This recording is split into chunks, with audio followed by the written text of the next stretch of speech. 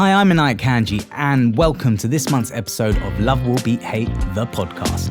Love will beat hate.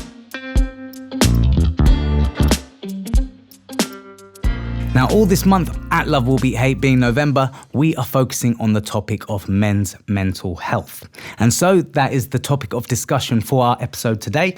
In England, though, did you know around 1 in 8 men have a common mental health problem? However, men, being men, may be reluctant to seek support for their mental health problems or even approach or disclose it to their loved ones. So one person who has had a first-hand experience and has, fortunately, agreed to talk about it is our guest today, and that is Glenn Cowlam. So let me tell you a little bit about our guest, Glenn. 8 years ago, Glenn had just been promoted to a new position in his job.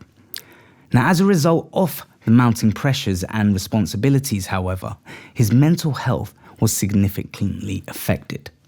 And one day at work, it got all too much. Glenn had a massive anxiety attack, which caused him to be off work for several months. Glenn, having had that anxiety attack, has obviously experienced a lot of, how can we say, because we've been talking off camera, Glenn, as well. He's had quite a journey. And so, fortunately, he's here today to talk to us about his story and explain to us how his mental health has been affected in the last 8 years since that, because that was back in 2011. So, without further ado, let's introduce Glenn. So, thank you very much, Glenn. Hello, and welcome to the podcast. Yeah. Thank you very much for being here. No problem. I touched upon that episode, and as I say, we were talking a little bit off camera. So 2011, you're at work. You've been newly promoted to a position. Yeah. You're an accountant. That's right? correct. Yeah. It was like a secondment I was doing, covering a new role in there, and it was getting very, very hectic. Right, I see. And basically, you had an anxiety attack of some sort. Yeah. Basically, I'd been in a meeting with one of the senior managers in the morning, and unbeknown to me, one of my colleagues had seen apparently my hand was shaking in the meeting, almost a bit uncontrollably. Went back to the office, and I had another meeting scheduled. In fact, I probably had several meetings scheduled, but another meeting scheduled that morning. And it's almost like a bit of a blur. It's still to this day, really. I remember going out to the loo and coming back, and I don't remember a lot of anything that happened then till, well, I don't know how long ago late it was, but apparently I'd basically just cowered under the desk. Wow. And when the meeting was in my office. And the guy who was having the meeting with came in and obviously found me under the desk, and obviously I think at first they thought I was playing a joke or something. I say this is a bit secondhand because I still don't remember. If you don't mind me asking, how were you perceived before that? In terms of because as I say, newly promoted at work, were you quite a senior? Were you a manager or something? Yeah. It was a managerial role, so I think I was probably perceived as almost like a typical accountant who was not reasonably efficient. Probably quiet, but very good at going on with the job, sort of thing. I think they rang one of our colleagues about I was who I used to work with in the department, who I'd moved from. He was obviously a very good colleague, but he was also a social friend as well. Right. And I understand they rang him to see if he knew of any medical conditions that I might have, which would be causing this, and it was total shock to him. Because did anyone have any idea previous to that? To be perfectly honest with you, I didn't have any idea. Okay. Looking back, I mean, I knew I was very busy, working long hours. One of the big things looking back that I realised is the lack of sleep I was getting. I was waking up maybe 3 or 4 o'clock in the morning, and waking up, not just waking up and go back to sleep, but then my mind was switched on, so I couldn't get back to sleep. Right. Thinking about work and Just stuff work. like that. It was predominantly just work issues all the time? It was the work and no issues with family or anything like that. It was just, Stresses of work, and probably naively just thought, it was a particularly busy time that we were going through. Yeah. That it would calm down within a few weeks, and we were working towards a big deadline coming up. Right. So it was just trying to get through it, and then. And what age were you at this time, if you don't mind me asking? Because obviously this is 2011, so we're saying 8 years ago. 8 years ago would be mid-40s. Mid-40s, okay. Yeah, so your typical middle-age crisis type thing, really. Yeah, wow, okay. It was... But at the same time, people look at people in their mid-40s as people who have almost achieved a lot and got it all together, as I say, because you're in a managerial position, you have a family. Were you a homeowner at that time? Yes, a so, home, teenage daughter and a... These are almost like... accolades and achievements of life, if you like, which people aspire towards, or at the same time hold it as things which are to be held in esteem. Do you know what I mean? Once you've achieved them and things to admire. So as the typical bloke, you thought, I should be in control of being in charge of all this lot. And my wife's got MS as well, which obviously she has medical issues with there. So I feel to support her. Has she already had? I suppose has she been struggling with her MS? Well, she's been diagnosed in 1994. Okay. So she's had she obviously had episodes before there. So we were well aware of the MS, and she'd had a couple of major attacks. Quite a few major, but a couple of major attacks after birth of both her children. I'm sorry to hear that. I mean, because again, that's, I suppose, an added weight or pressure on yourself as a man in terms of having to look after and care for your loved ones. Exactly. And as the man, you want to be, especially. We are. I'd say the man you're looking after her. I don't mean I'm the caveman doing all the work. I mean, we are a partnership. Of course. We both work. We both provide, bring in support the family income, so to speak.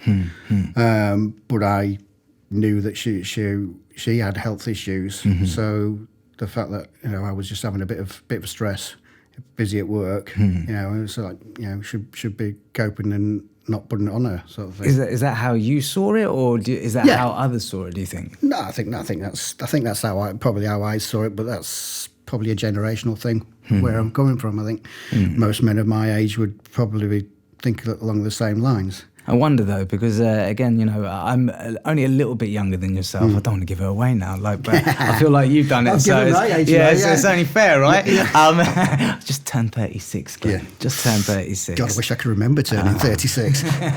But it's interesting because you mentioned generational differences, and before we even address cultural differences, when talking about society and the expectations of a man, even within my position, as I say, being slightly younger, I don't think things have changed too much because, we were talking again before about how I personally had a nervous breakdown, I feel, which I didn't really recognise or probably describe as a nervous breakdown at the time, because I was so unaware that of any symptoms previously leading up to it. I was in exactly the same bloke. I had no idea anything was. I mean, people, my friends and family, we had absolutely no idea anybody less likely to have it.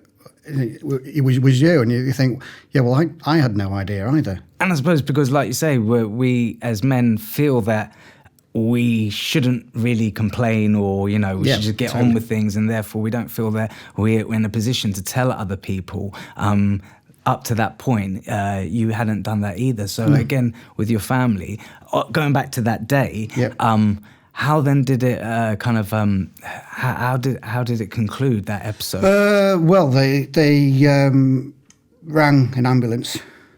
Because I think so. It was that bad? I think there was concerns about whether it was heart attack or anything like that. Were you conscious and breathing, like when you're under this table, like a?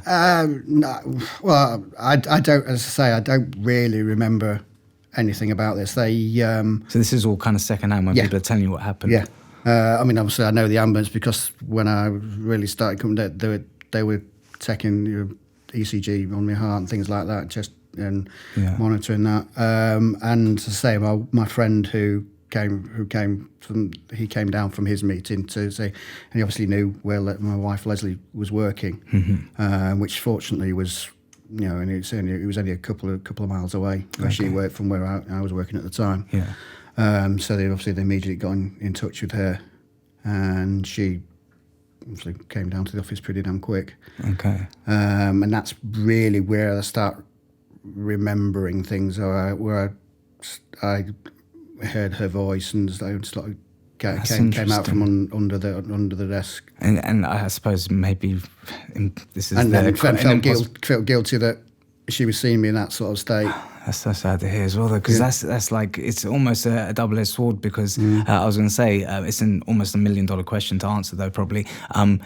Do you think that was any kind of coincidence, though, that you came out of your episode almost when you heard your wife's voice? It was probably the familiarity which helped me. But then at the same time, you felt shame from the fact that it's your wife now having to save you in that scenario. Basically, So she's obviously, she's going to have to look after me potentially. Which is, again, it's so sad to hear, because as a man, like we've just described how you've obviously stepped up and done your thing all throughout your life, in effect, in terms of being a family man, looking after raising, teenage daughters, looking after a wife who's obviously struggling with an illness as well, providing as a breadwinner, all these things. And as I say, I can relate only to the initial part when I used to be married. Even then I remember, the idea of turning to my wife at the time and asking for her help. Why is it that as men we feel like we can't do that? Because, as I say, they're our partners for life, right? And I suppose the marriage vows is in sickness and in health. Right, both ways, right? Yeah. But we feel like that. For some reason. It's. I'm not a great talk. I mean, this is not talking out loud. So this is probably. I mean, I've obviously had conversations with people down the years, but not massively. I'm not. You haven't been somebody who's really expressive. I've not gone out there and banged the drum. I've had mental issues, and this is what I had. I still feel quite private about it.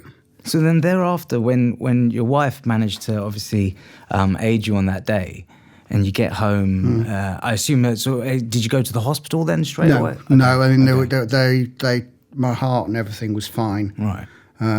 So I think they basically put it down to panic attack. Okay. And stress. And so you just went home. Wife booked an appointment with a local GP. Right. And basically we went in to see the GP the next day and went through it and was on medication. Okay. For a while. So that was their immediate response then, in terms of from a health perspective? To start with, some of it, when I explained my symptoms, some of it was sleeping tablets to help me. Okay. To help you sleep. Some of it was probably the factor was a bit of exhaustion. Right. Yeah. Because I hadn't, and it wasn't just weekdays. It was I was waking up early on weekends as well. Yeah. Yeah. And still, even at a weekend you were doing.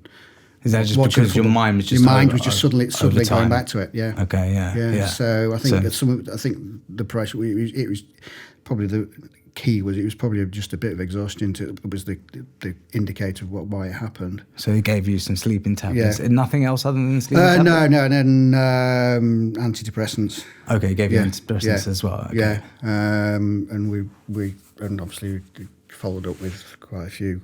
Counselling? Was there counselling? Because this is interesting, because again, I think, like you say, 2011, it's not too long ago that, our NHS service and other things, have changed, without getting too political. But let's be honest, mental health is everywhere in the television these days. Right. It's almost getting to the stage where being in the boat I've been in is something you can't turn anything on the television without mental health being mentioned. No, you're completely right. I mean, we were doing a little bit of research beforehand, and like we're thinking even the fact that it's in films now, like the Joker, this film which everyone's talking about at the moment. Yeah, went to see that last week. My daughter. Oh wow! So you've seen this? Yeah? Seen the film? Yeah. Okay. What was your thought on it? Like, I admired the performance that he'd done, and you could see it was an excellent performance. That the way he portrayed the motivation he must have had to do that. But I don't know whether it's from my past experiences as a entertainment. I found it a little bit.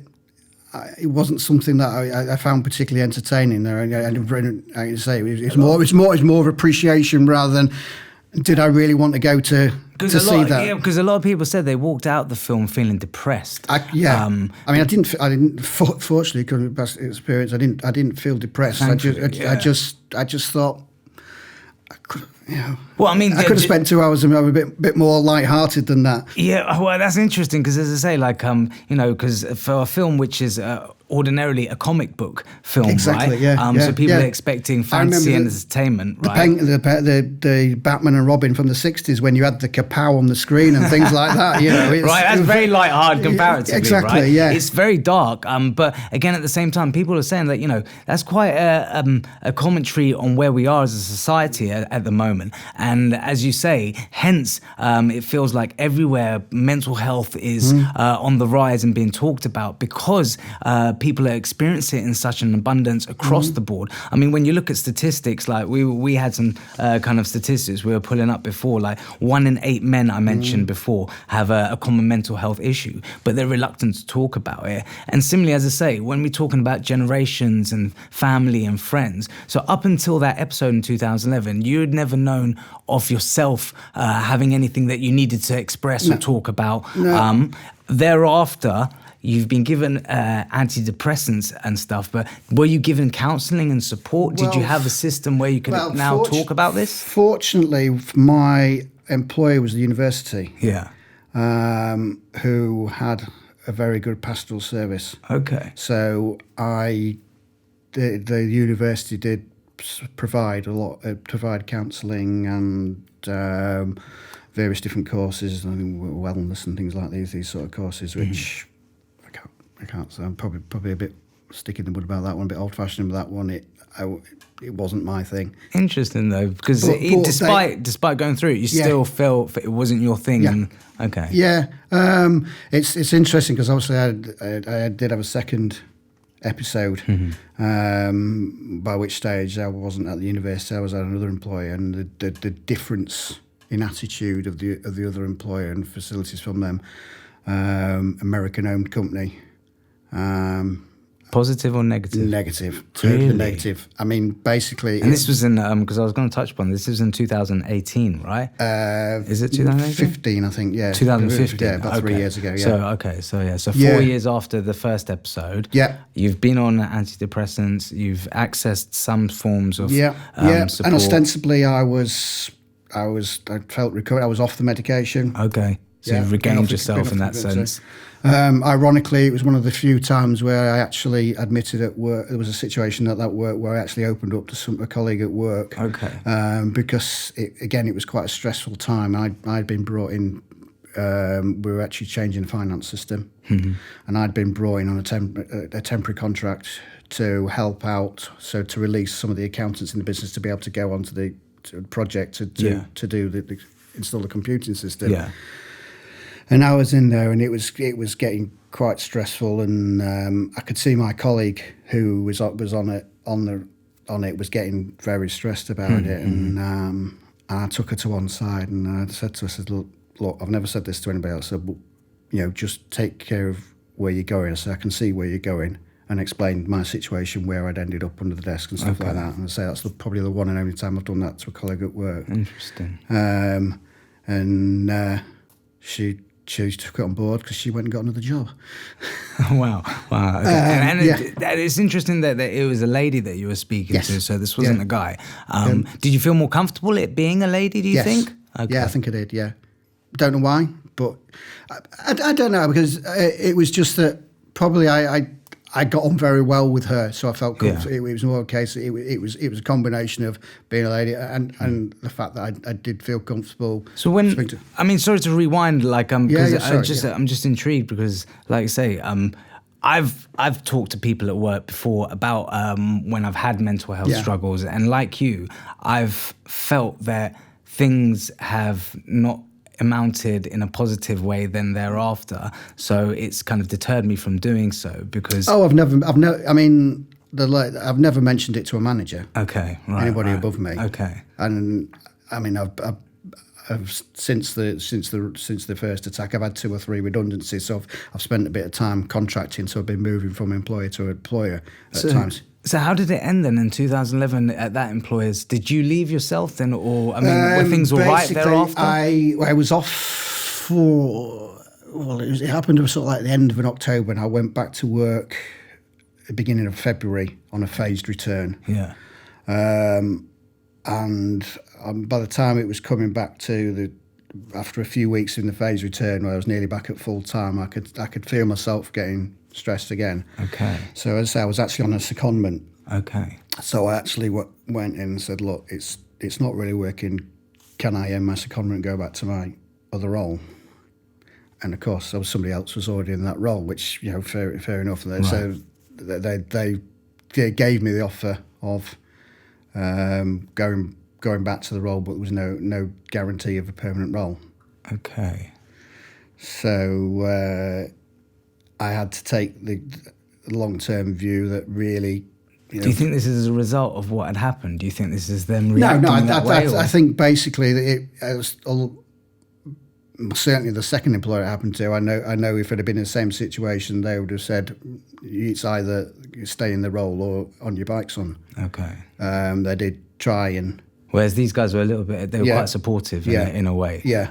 But it was you yourself, as you said, it was mounting the pressure again, and so you felt like you needed to have a change. And it's like the familiarity of the role I've been doing I'd been there 20 odd years. Okay, wow, that's a long time. So it was, I just it's a bit familiar. So I went back there, but they eventually had to leave. Okay. And that's when I first started a bit of contracting. Because I'm just interested to say, how did your colleagues react to you? Were you treated differently thereafter? But as you say, you yourself kind of left. So I suppose when you then come to a new job, it's a fresh new experience, right? There's no kind of hang-ups about the past in that respect. I mean, when I did actually go back for a short time into my old role, and on the quiet, one of the senior ladies who worked there, she actually, when I was nearly about to leave, she did on one side. She did say, "I really admire that you could actually come back into this role after what happened to you, because I couldn't actually do that," which. And that's a lot to be said, right? Which I didn't think about at the time. I was just thinking about almost like the security blanket someone was familiar with, because the new role had been what would caused it. Yeah. So okay, then. So as you say, so 2018. Then fast forwarding, you obviously experienced a second episode, and as you say, during this period between, so you didn't really talk to your friends about it much. No. I mean, I mean, obviously, as soon as it happened, family were up and to help me and talk through it. I mean, my wife's role, her role is much of quite a counselling role. She's a nurse, so it's a bit of a counselling role. So obviously, she's helpful. It's very helpful knew the right things to have somebody who has some understanding and empathy in that respect. But I think parents, even more of a generational thing than now. It's difficult to understand. We had conversations about it, tried to explain it, but probably not long, deep, meaningful conversations. Okay. We have got a very good group of friends, and it was the first one that happened was actually ironic. It was very poorly timed. We were actually. It wasn't that weekend, but the weekend after, I was due to go to Whitby with a group of about 10 lads for a stag weekend for one of my friends. And when it first happened, I mean, I didn't. When the phone rang, I was almost like coward off the phone. I didn't want to speak to anybody. Wow, so my wife had to ring them up and say, look, I'm really sorry, but you won't be able to make it, and explain the circumstances. Yeah, yeah. And they were really, understanding. They were understanding. They were. That's nice. They phone calls from them. Yeah. And when the wedding was a few weeks later, by which stage I was a little bit more myself. Although looking back, when you see like pictures of my wife, the lack of colour in my face, you can see. Could you tell? You can tell, looking back, when you look at a picture of what I look like then, you can see when, almost like grey when you face. go. Oh yeah. wow. Okay. But, yeah. When we went, I did make the effort to actually go to the evening do. Yeah. And none of my mates shied away from what had happened. They all, but they all came over. And but was anyone intrusive, or they were quite? No, did they let you lead the conversation in that respect? No. Well, to some extent, they brought the subject. But came over and asked how I was, how things were doing, and then left it to me to have the conversation with them. I think they really took a bit from my leads that I was, It's really nice, though. As I say, that's amazing to hear. They were really, really supportive. I wonder if it's at all. And I know we're jumping all over the place in a way, but it's just as I say. I wonder if it's at all to do with the fact that men, it seems, from statistics which have been found.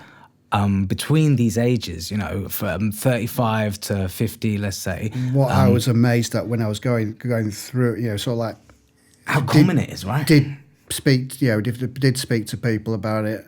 Oh yeah, I've been on citalopram, or I've been on this, or I've been on that, or my brother has been on it and stuff like that. Amazing the number of people who, when you did say something, they had been on it, or they knew someone very close to them. Because I'm going to be quite honest, like when it was offered to me by my GP, I had such a stigma attached to it that I was like, no, I'm not taking them, and I never that's did. the advantage of having a nurse as a wife. Yeah. Okay, because they've helped you then. Yeah. They did help you. They stabilised you and helped you to then wean off again. And I'm still on after the second episode. I'm still on them now. Okay. The GP at the time, the first time we were quite keen to come off them. Well, you mentioned there again the second episode. So obviously we said your friends are very supportive. Obviously there's a generational gap between your parents, so therefore you didn't speak much to your parents about it, but they're obviously aware. They came up and we talk about it, but it's not something that my. Probably parents I'm very much like them, not an open character's feelings talking anyway. Okay, right. So I think I very much get my character from them. So right. So I think they possibly like me in the situation. I probably wouldn't have known what to say to somebody else either. Well, it's a healthy way of looking at it. At least you don't hold anything in that regard. That they should understand, or But then, as you say, 2018, you have another episode at work, and this is a new job in terms of it's a different company. Yeah, well, this one was actually from home. Okay. I'd broken my ankle playing badminton a couple of weeks beforehand. And this is what I'm saying about I was actually in the A&E having my ankle scanned the following day. Okay. And my company was ringing me up basically to find out when I'd be back in the office. Right. And that was... Wow. That's quite insensitive. Not very understanding, yeah. And then at the time, it was quite an unusual one. I actually went in and was told that I hadn't broken my ankle and it would just damage ligaments. So we were fine. So I had a couple of days working from home, which work sent. Again, it was part of this computer project. There was guys over from America at the time, which was again they got a taxi from one of the guys because he was over in Skipton. I was working, so he could come to my house, so I could work from home on this project. Okay. So I was working ostensibly with a badly sprained ankle, driving it over to Skipton for a week, and then about a week later, we got a phone call from the hospital saying, "We've just been re-examining your X-ray. Would you like to come in again?" and this was a Sunday. Yeah. And I said, well, I'm working next week. I finish early on a Friday. Yeah. Can I come in? Oh, yeah, that'd be fine. Anyway, we got back to hospital Friday. Oh, we found you've broken your ankle. Well, I've been walking on it up for about 2 weeks, and I've been driving every day from Leeds to Skipton. Gosh. Oh. I know. So at that point, I was actually they actually thing, signed me off work for a few weeks. Yeah. And because you would have it just inflamed it so much more and just aggravated it so much more. And I got a phone call from the occupational health at work saying that sick notes are only advisory. So they basically overrode a sick note. Okay. And so that added to the stress, and then it was our financial year end as well. I can imagine, like, So I was basically couldn't move at home. For my wife, my son had a broken foot at the same time. So I was working from home under intense pressure from work, working from 8 o'clock till about, well, I think it was 12 o'clock one night I finished. Wow, and they were putting me pressure, and it got long days. Yeah, it got to one point where I was working in the morning, and an email pinged through, and I just thought I need to go for a walk. And so it was January day. And you can't walk at this point. Well, I'd just had my pot off that week, but I was still on crutches. Okay. So it was supposedly in the stage where don't walk on it too much. Right. You know, it's just mending. Yeah. So I went for just a little quick walk. Okay. It was January. Short walk. Well, meant to be. Put a thin jacket on. Mm-hmm. And January, January sometimes can be like snow kind of weather. It wasn't snow, but it was a beautiful sunny day. Okay. But it wasn't much above freezing. Okay. And I decided to walk, as it turned out, 15 miles on crutches. Oh my gosh. I just got walking and just carried on walking. It was a bit like the first episode where I just zoned out.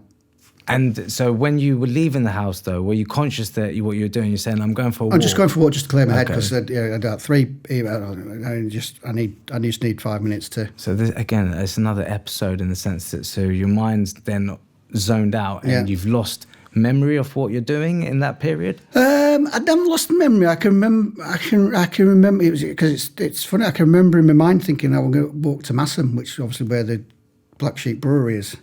And that's probably about 40 miles from my house, so it's not really a logical thing to be thinking. Gosh, yeah. And I just carried on walking away. I left my mobile phone on the table, so nobody could contact me. Okay, yeah. I had my family. I had my wallet. I had my wallet in my pocket, but I had no money in it. Okay. So how long were you walking for in terms of hours? Hours. Yeah, I left. It was. I don't know. It was quite mid-morning-ish, so probably about 10:10 or something. And it was. I can't remember what time it was. It was 7 o'clock or 8 o'clock at night. Okay, and you've just been walking, and the family didn't know who we were. 16 miles. Yeah. And so in this period, again, obviously thereafter, you've probably at that time you wouldn't know, but afterwards. So your family, what were they experiencing at this time then? Because they must have been thinking, "Where are you, Shorty?" Yeah, well, my daughter was home from university, so she rang my wife at work, so I can't find Dad. He said, "What do you mean you can't find Dad?" You know, he thought she was. Because you've been working from home as well, yeah, and we're on crutches. She says, "He's not here." He said, "Oh, he's probably just gone round to the paper shop or something like that." But of course, then she left it, and then a bit later on, she rang her. He's still not found Dad. Gosh. And of course, at this stage, then that's starting to get a bit more concerned. Yeah. I think she came home from work early, and after in the middle of the afternoon, I think they called the police. Wow. Okay. So they called the police. So it escalated to that. The police came in. And yeah. And so the police came in. So now they're basically you're a missing person in effect, and they're looking for you, and right? they took it. Apparently, they took it seriously because of my age and being male. Well, just again, it's interesting that this has happened to you, because when I was doing my research, and not to go into too much of a tangent because I want to address exactly what happened thereafter, 73% of adults who go missing are men. And I even done a documentary on homelessness, And when I started speaking to all these people, a lot of these men, it's because of episodes and mental health breakdowns like this, where they've just gone and wandered out of their life almost, left everything and just upped and left and disappeared. So in a way, I'm just thinking, when you were going through this, the possibilities of you potentially, did that go through your mind? Like, in terms of, where am I going? Like, how long am I walking for? Like, I was just walking. And to some extent, I was actually getting to the boat because I'd walked so far and I hadn't walked for a while. Yeah. I'm not as young as I used to be. Can't walk as far as I was actually. Well, you had crutches and you had broken crutches, feet. and it wasn't actually. Ironically, it wasn't so much my ankle I was hurting. It was my groin. Oh gosh, okay. And I was actually get to the stage where I was struggling to to walk much further. So and at that point, I'd actually walked to I don't know a place called Ripley near Ripon. Okay. And there was what area is that? Because I'm not. It's North familiar. Yorkshire. Okay, It's North Yorkshire, okay. so it's basically past Harrogate. Okay, yeah. Basically on the way to the Yorkshire Dales. Yeah. Okay. Wow. Long bop. That's a long walk. Yeah. And it was almost. And I only had a thin jacket on, and it got pitch black, so it was getting very, very You cold. would have got hypothermia, pneumonia. And I was thinking, because at points I had it in my mind about Massam. Yeah. And I knew I wasn't going to get it that night. I always had a point. It was like sleeping in the bus stop and walking on. So how did it conclude then, that event then? Fortunately, I was sensible enough to ring home. Okay. So the police didn't find you. So no, the police were at. But they were looking for you. Police were at our house when I rang up. Okay. It's really fortunate because, as I say, people literally disappear in episodes like that. Or, as I say, the episode lasts for a longer period of time or anything other. But for you, so it was never a case that you were thinking, I'm not going back home. You just started walking and this occurred. Yeah. So then afterwards, as I say, how did you feel as a father, as a husband and stuff, when you're going back to your family, and even in these periods, like you say, you've been on medication, you've had another episode, this workplace is not as empathetic or as understanding as the other. How did you deal with it thereafter when you went home and stuff? Well, and how did you even get home? Like, were you... basically, the police came and picked me up. Okay, they picked you up. I didn't have any cash on me. Well, I think I had a couple of quid. And they basically told me there's a pub in Ripley, and they basically told me to go in there and wait for them. Okay. It's funny looking back. I actually went to the bar and to buy a coffee, and I said, I haven't got any cash. Will you take a card? And we can't take a card for under £5. So I said, do you mind if I sit down here just waiting for my wife? And they said, yeah. And all of a sudden they came back with a coffee. Okay. And I wonder if the police had rung up and said, is this person sat in the bar? And possibly. Make sure they stay there, sort of thing. Possibly, yeah. But, that's just an assumption that... Okay, so then the police came, they got you from there. Yeah, with my wife. Okay, you get home. So then afterwards, as I say, and even before, how much vulnerability, I suppose, that were you able to show in front of your family then? Like, because like you say, though you were quite aware of yourself, around your friends and other people and work and stuff. I think both occasions I've broken down certainly in front of my wife. I've done in front of my kids as well, which as a father doesn't fill you with much joy. It's funny, we're actually talking about it with my son. That was very human at the same time. Last week. And it's a shame that we feel like that, but yeah. Yeah, and he's sort of like, so they said, you shouldn't feel like... How old's like your son?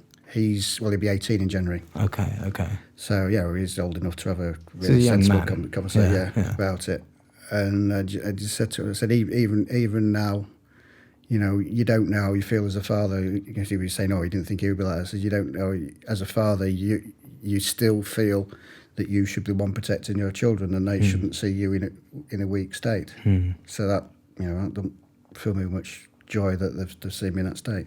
But as I say, it's at the same time, I think it is extremely healthy that you have that openness with your children, because, as I say, I have the opposite in terms of with my parents, let's say, or with family members outside, because as a man, it feels that, like, I can't express this to people because they judge you for it then thereafter. Whereas in a way, because these people have been the people that have saved you in these moments, it's allowed you to be completely honest and vulnerable, and thus thereafter you've had a better understanding between you, whereas otherwise you can just basically keep bottling it up and then it explodes in these ways. I think I say my wife's career as a Macmillan nurse, I think that does help, because I've been around, well, we've been married 27 years.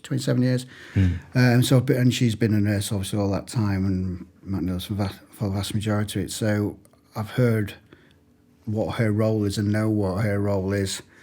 Obviously, Macmillan a lot of it is people who are dying, but it's still the counselling side of it. Fortunately, I wasn't in that bad a state. That's what I was really facing. that's really fortunate though, that at least you have that to hand. Yeah. Yeah. So,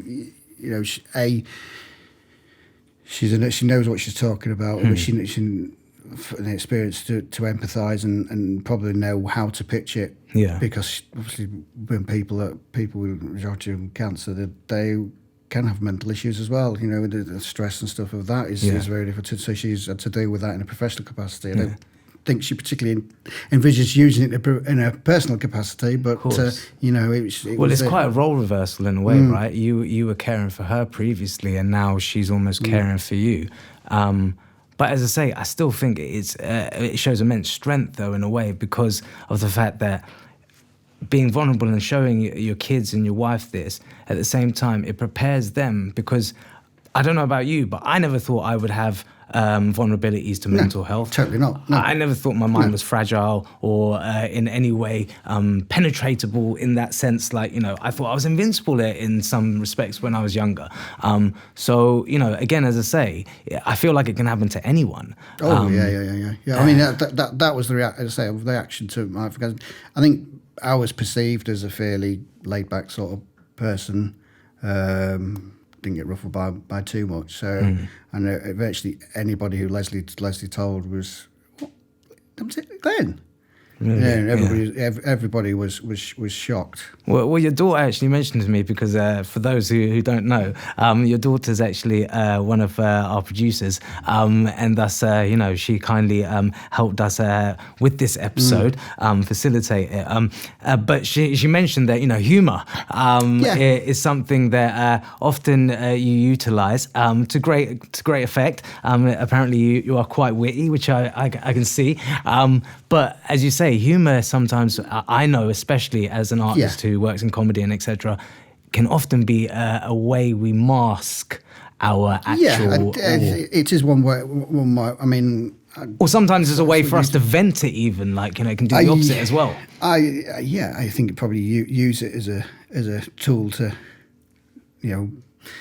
hide things. Defense mechanism? Hide things, but to have a laugh at myself, to deflect things away from it. I think is probably the best word to do it. Yeah, I see. They don't let me get away with things. So if there's any television program involving long walks, it's usually, oh, you entered this one then, Dad. That sort of thing. So but as you say, I think it probably is quite healthy that we can do that as a family. I think it's definitely helped me. As I say, I feel like it's almost been therapeutic, being able to write and use comedy and other things, narratives like that. And so, like you say, if you're able to own it in a way, and laugh at yourself in a way, and at the same time, in a warm sense, though, like you say, being able to share that vulnerability through that humour with your family, it's a beautiful thing. And in a way, as I say, I feel like you're one of the lucky ones in a sense to have that support network, because I don't know how you feel. Do you feel like in society most men have that same situation as yourself, or? I think I'm, from your experience. From my experience, I think I'm very lucky in the fact that most of my close family and my close friends, we're very lucky that very few of them have divorced or split up from partners. So I think we've all got fairly strong family bonds. I think so. I think I mean we come for where we come from. We're not posh and everything like that, but we come from a reasonable standard of family, and we're lucky that we've not come from inner city with all the deprivation and problems that other people have got. So and I think that helps. I think I would agree, because as I say, though obviously being in a marriage which is detrimental can obviously make it worse for somebody. Because in the same way, like you said, at work, you've got the comparative of a workplace which has been understanding to a workplace which isn't. Because do you feel like they contributed towards that episode? That second, I think they totally contributed to it. As I say, I think it was their attitude. Your sick note's overridden. You're going to be working from home. You're working long hours, and it was just constant. I mean, my line manager wasn't very supportive at all. It was just constant. I mean, it was emails, telephone calls constantly. I was ringing at 9 o'clock at night. And this is what I mean, as you say, for if it hadn't been for that, I don't think I would have been in the second situation. I think that it was very much. That's fascinating. Yeah. Did you ever try and get compensation then from them? Or? It was quite funny that apparently they were already looking at redundancies, and I'd been back less than a month, and I wasn't then informed that I was being made redundant. Oh, sorry, no. The extract was.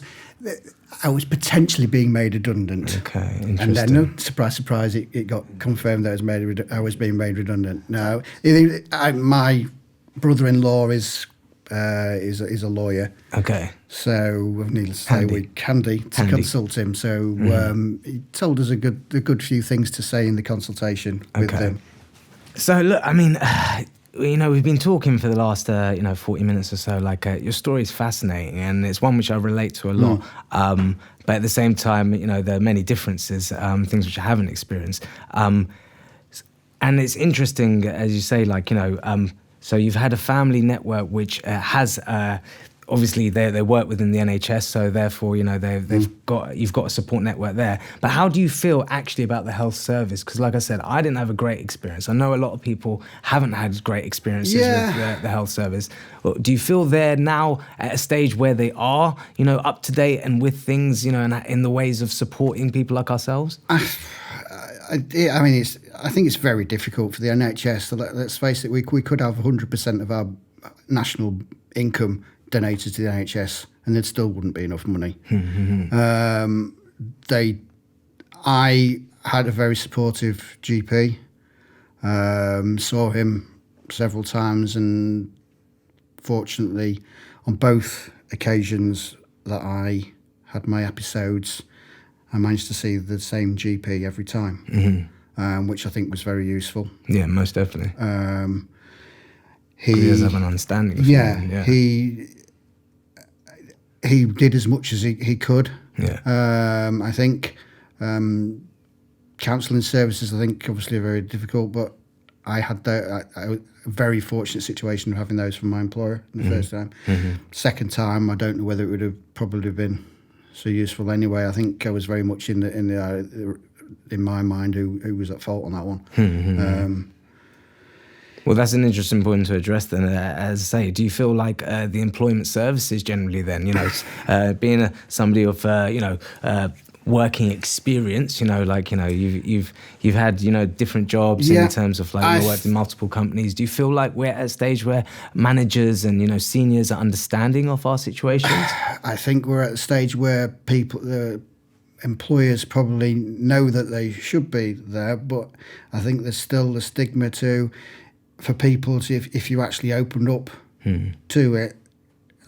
In my current situation with a new employer, I've not mentioned anything to them. Okay, that's interesting. So your new employer, you haven't mentioned it to them? Because ostensibly I feel confident where I am in my own mental state at the moment. Right. And I still think that although you could have the people would say the right noises, and obviously all companies are saying our company has a mental health aware week. Yeah. But you do wonder, if I did mention it, what are the repercussions consequences would be reputation. Nothing would ever be you'd ever be said. Yeah. But you wonder in the background what people are actually thinking. Yeah.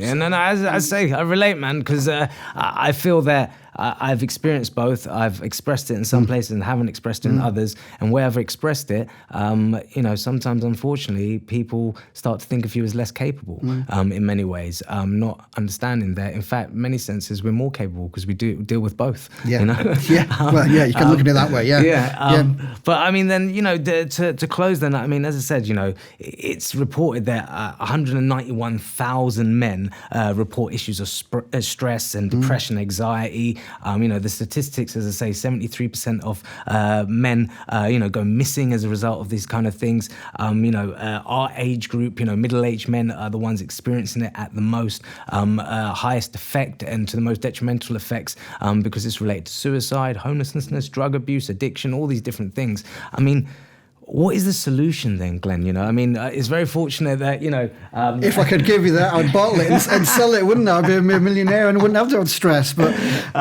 because I was going to say, it's fortunate that you're in a good place right now. And like you say, you're in a healthy place, like you say, that where you're working, you don't feel you have to express it to your employers or anything like that. And you have your family support. People are aware within your family. So at least the right people are aware. Yeah. But for those who don't have those mechanisms, they don't have those dynamics, they're not in those positions. As I say, if you're counting on the NHS or your employers or anybody other to help you, what are the solutions for these people, do you think? There is no one solution. It's very different from person to person how they feel. Some people want to talk about it and they feel the need to talk about it. Other people, they want to deal with it very quietly with themselves. I don't think there's not one style fits all solution to this. As I say, I think you could put the whole budget of the nation into mental health, and it wouldn't solve it for everybody. I do sometimes think that mental health things, when I was young, everything seems to be put down as mental health. Sometimes, some people are just a bit busy and just a bit overstressed. And that isn't necessarily a mental problem. That's just being busy. And if you cope with it, as you I think the media need to be a bit careful with where they go. With everything seems to be put down to that. And then because then you can focus on what the real issues are rather than just labelling everything under there. Because otherwise it can just be a case of flinging tablets and very much tip box exercises. And the general public dealing with symptoms but not underlying issues. You have the charity over. There's the syndrome where people another charity. If it's everything's mental health, I think people can get tired of hearing, especially people who don't understand it. Then they're potentially the people you want to be able to understand it because it might be them in the future. Indeed. So I think the media have a responsibility to perhaps not put everything down to it. That's interesting. Yeah, that's an interesting take on things. Yeah. So that's my view. That's my view from having the situation. I don't go around. I've had two panic attacks, whatever you want to call them. Have been and I'm on antidepressants, but I don't consider myself a mass. I've had mental problems and that and there, but I'm not.